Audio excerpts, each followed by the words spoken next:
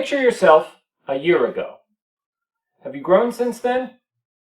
How would you know? Hey guys, David here. Today I want to talk to you about growing and how we do it. In the middle of a larger conversation that we've been having about influence and how we impact the world, we need to stop and take a look at how the world impacts us. And in what direction are we growing? Whenever we talk about growth, I like to go back to Luke 2:52, which is a favorite verse of mine from the story of Jesus as a young person.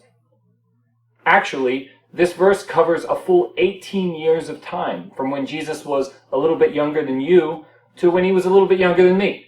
It's the single greatest time jump in the New Testament in only a single verse.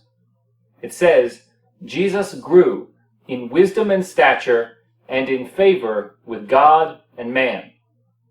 Now, that seems like a fairly straightforward verse, maybe a little bit wordy. It looks like Luke is saying the same thing a couple different ways. But he's actually saying 4 different things.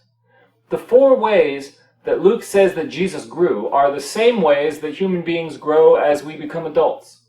Right now I'm in the middle of my yearly training classes for my work at school, and we're talking about the ways that students grow. Now, this isn't necessarily Christian stuff, and yet it exactly matches the verse in the Bible.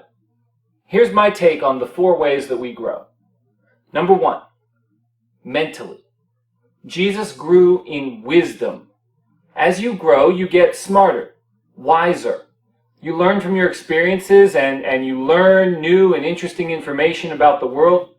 This is the primary way that we grow at school. We learn things. But the other 3 types of growing can also happen at school and at home. Number 2. We grow physically. It says Jesus grew in stature. This is the easy one.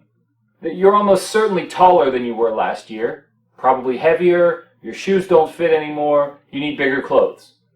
Done the right way, this can make us healthier and stronger. We have PE classes and exercise. We try to eat nutritious food. We keep ourselves clean. We take care of our bodies. Number 3, we grow spiritually. Jesus grew in favor with God. Now, this one is a little bit harder to picture, because when we think about Jesus, wasn't he literally God in human form? How could he possibly grow spiritually?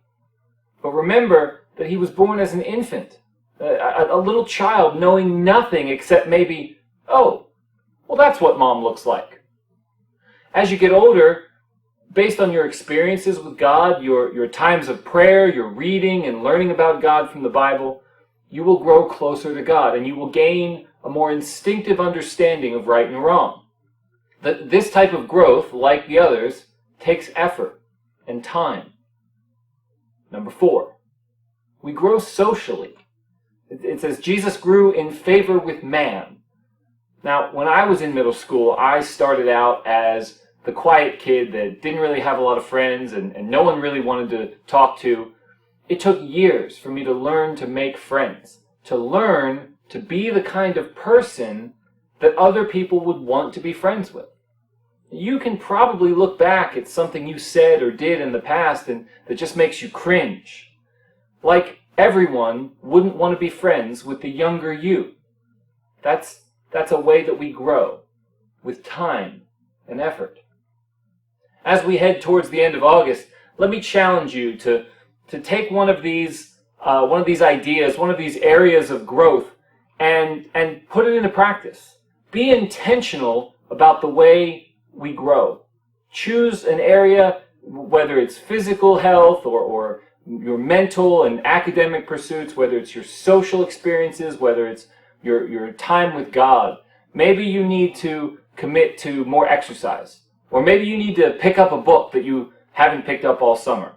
Or reach out to a friend that you haven't spoken to in months. Or just set aside some time to pray.